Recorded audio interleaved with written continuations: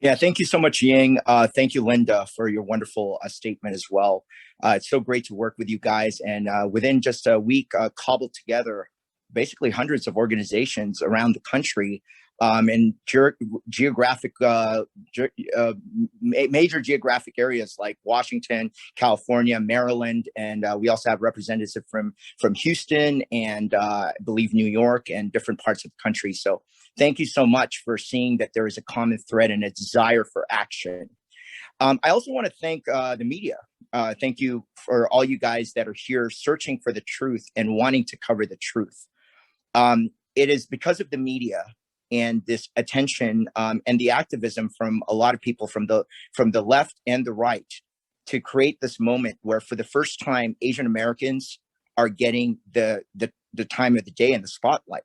It's very important because sadly it has to be, from these dire circumstances, but from tragedy always comes wonderful things that can happen to further our community's goals and our community standing. So I want to chat a little bit about that today.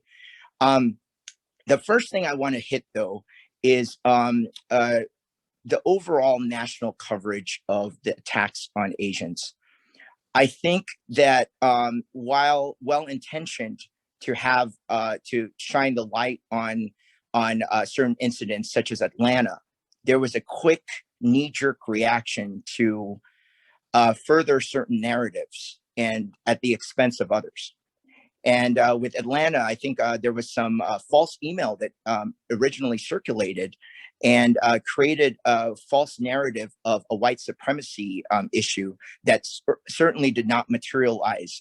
It was found out even by Snopes, a fact-checking website, that was indeed a fabricated and false email, and that Atlanta, in the next few days, because the shooter who had murdered 6 Asian American women as well as 2 other non-Asian American women, um, uh, revealed his motivations and was revealed to be more of an issue of a sex crime rather um, than a racially motivated crime. And that was obvious because he was a patron of these massage parlors. And instead of having a national discussion about certain issues that do affect the community at large, especially regarding sex crimes like this, that did not get the airplay because a false narrative was instead put out there.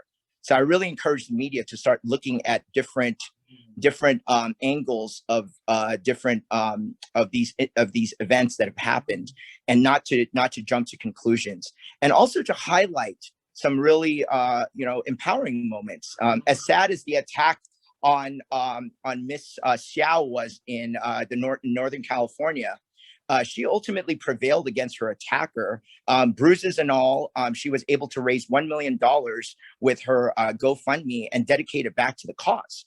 So I think there should be a bias towards positivity as well. So I really hope that the media that covers this today presents a different angle, because I know there's been a lot of Asian rallies and Stop Asian Hate. I love that hashtag. But at the end of the day, there is a nuance to what we're talking about today. And I want to expound on that nuance with some of the local issues. Being a Southern California leader, leading Asian industry B2B, and dealing with so many people in the community, some of which we have here, such as my good friend Ted Bowie, who is the vice president of the Fountain Valley Rotary Club, different business organizations, different community groups. There is a different reality we see when we deal with people than what gets reported in the media.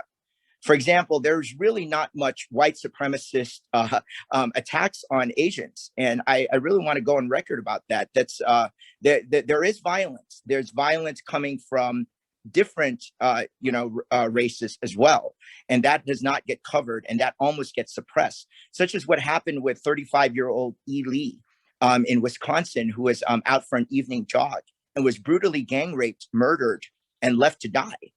And that case, as brutal and as sensational as it was, got very little airplay. And for the memory of this young, really sad, the Hmong and the Cambodians, immigrants there are not rich people, and it's very sad that a lot of it, I know, is socioeconomically motivated, but a lot of Asians are not rich, and that's important to remember that.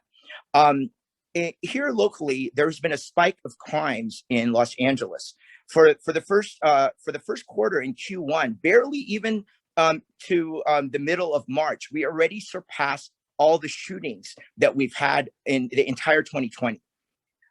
What could cause that difference? That suddenly, dramatically, this year we have all of this, crime that is coming from our new district attorney, who is not prosecuting, to the point that our sheriff, Alex Villanueva, has come out to recall George Gascon, our current DA, who is not prosecuting some of these very brutal crimes, and crimes have spiked as a result.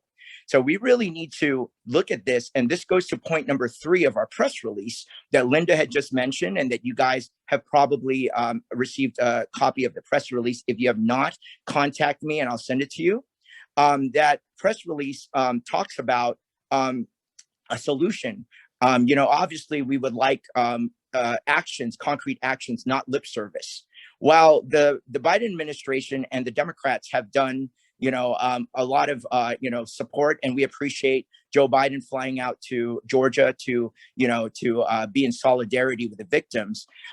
We need to have concrete action. And Kamala Harris, the VP, and also a Californian, is a natural choice due to her Asian heritage. But even if it is not Kamala, we are fine with that as well. We would like concrete action to empower our law enforcement.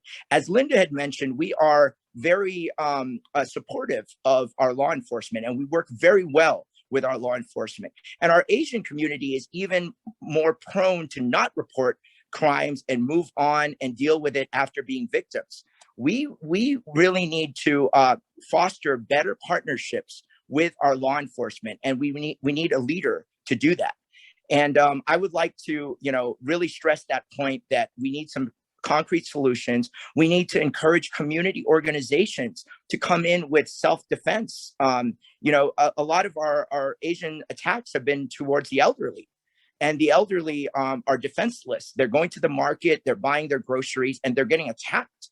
So what are concrete ways that law enforcement can support, but ultimately also teach our Asian community how to defend themselves?